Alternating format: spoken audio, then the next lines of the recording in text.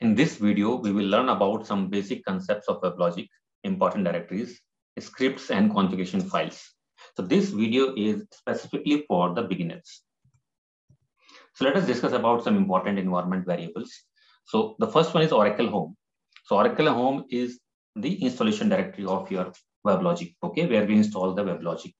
Okay, so in screen, you can see that I have installed my WebLogic inside C:/Ora ODI 12.212/Oracle/middleware. So this directory is called Oracle Home. Okay, and the second one is WebLogic Home. So this is a directory with name WL Server. Okay, and it is created after the installation. So once you will install your WebLogic, okay, then inside your installation directory, you will see a folder with name WL Server. Okay, so this WL server, okay, the complete path of this directory is called WebLogic Home. Third is your Java Home. So Java is where you install the Java. For example, I have installed my Java in C:/Java and then Java 8. So this complete path is called your Java Home variable. Another one is NM Home, which also called your Node Manager Home. Okay, so now 12C onward, you have you know that we have the per domain based node manager. Okay, so for each domain, you will have some configuration files and startup script you can find inside your domain directory. Okay, and the node manager home is a directory with name node manager, and this will be inside your domain and config and then node manager. Okay, that means wherever you will create the domain, inside that you will see a directory with name config. And inside config, you will see another folder with name node manager, and this is called node manager home. And you can able to see certain important configuration files of the node manager there. Like one of the file is node manager.properties file.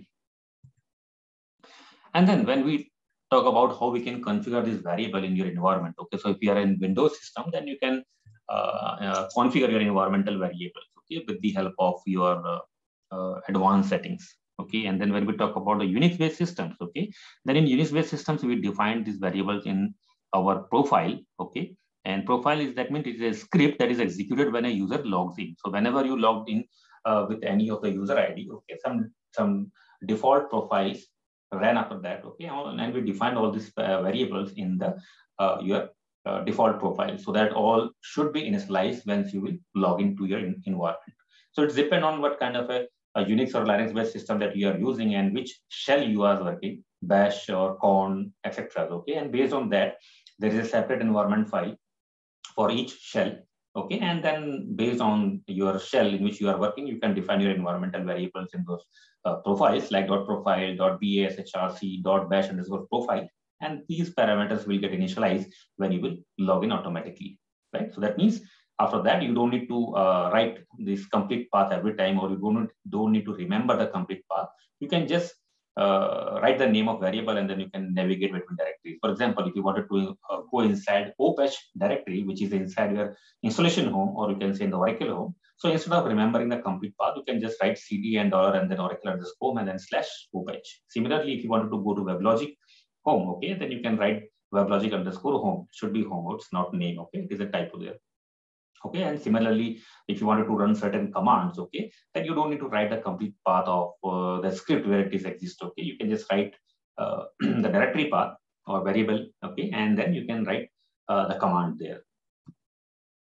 Now another one is a domain home. So domain home is your domain, simple domain location. Okay? So whenever you create a domain, okay, that location is called a domain underscore home. Okay, and you can see that I have created a domain inside C:/ODI 12.212, then domain, and then OCI 12.212.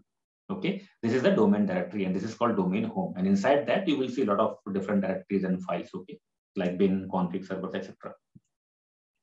Now, if you define this variable in your profile, okay, and then you wanted to switch to your domain directory, so you don't need to remember every time. You can just write CD and $, and then domain underscore home, and it will, you can navigate inside the domain directory.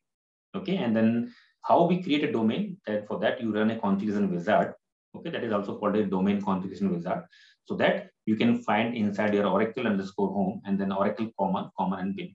So that means go to your installation directory. Inside that you will see a directory with name Oracle underscore common. Inside that you will see a folder with name common, and then inside there is a folder called bin, and inside that you can run the config.cmd command, okay, to create your domain.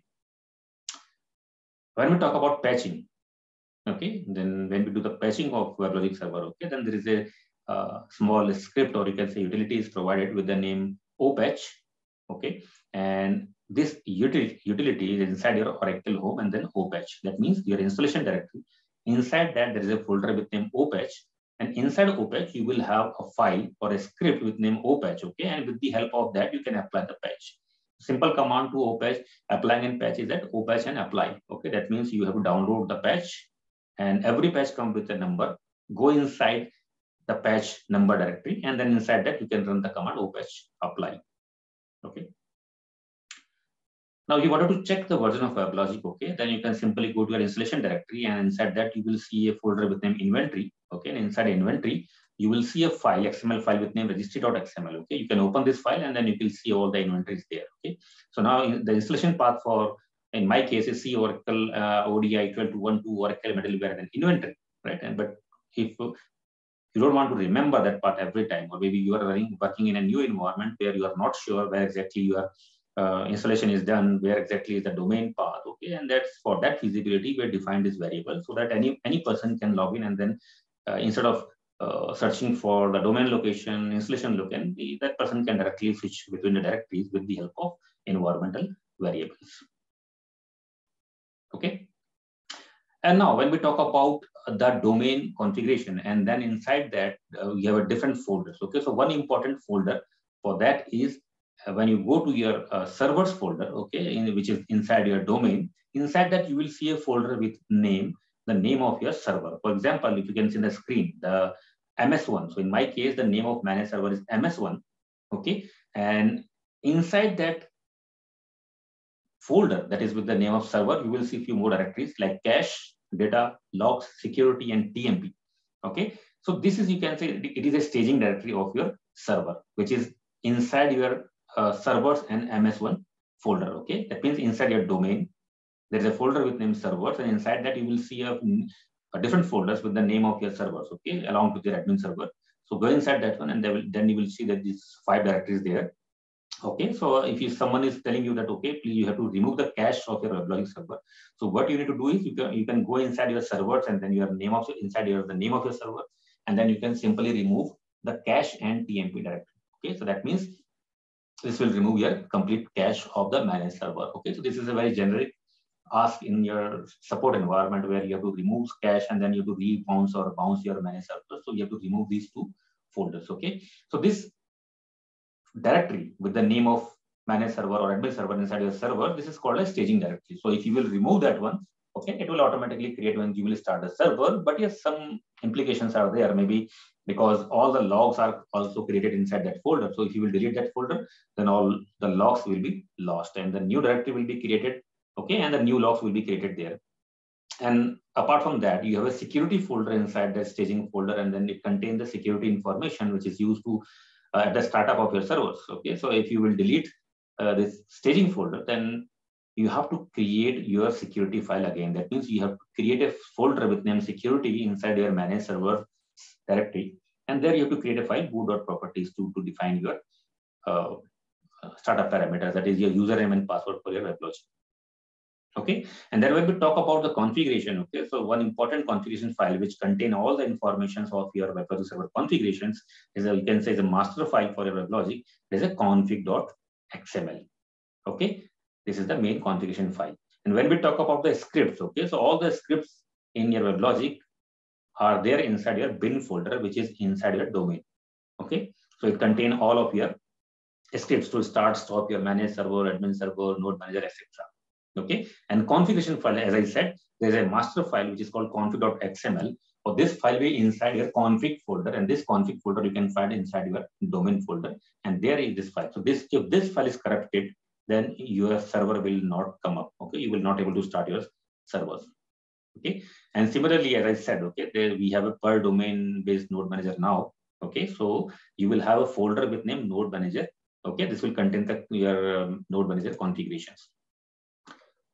And you will see a folder inside your domain with the name of auto deploy. Okay, this is specifically when you have created your domain in development mode.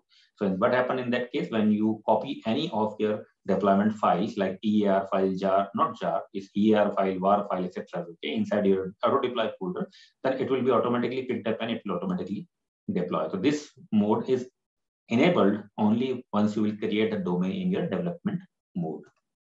Okay, and then library files, because you a lot of times you have to add some library files in your path, right? And then that means a jar files. Okay, that is a common code across your multiple applications. Okay, for that you don't need to append every time. You don't need to modify your path parameters or variable in your startup scripts. Okay, because that need a bounds of your server. So for that, instead of defining in the parameters in the file, you can just copy paste your jar file in the lib folder inside your domain, and it will be automatically picked up. You don't need to define the path variable every time.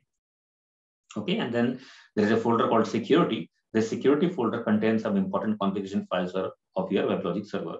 For example, whenever we get the console of WebLogic, okay, then we enter the username and password. That means somewhere this username and password information is stored. Okay, so this is stored in the default LDAP server of your WebLogic server. Okay, and that is all the information with respect to the default LDAP server of WebLogic is stored inside your security folder. And if any file of the security folder get corrupted, then you will not able to start your WebLogic server. Okay, and then staging directory. Okay, as I said, inside your domain you will see a servers folder, and inside the servers folder you will see a different folders with the name of your servers, manage server, admin server, and this is called your staging directories. And when we talk about the configuration files, the house configuration is saved in your WebLogic servers. Okay, so all the configurations of WebLogic is stored in some XML files. Okay, and let us take an example of JDBC. Okay, so as I said, okay, all the configurations of your WebLogic server is stored in your config.xml file, which is a master file, and this file you can file inside your domain and config folder.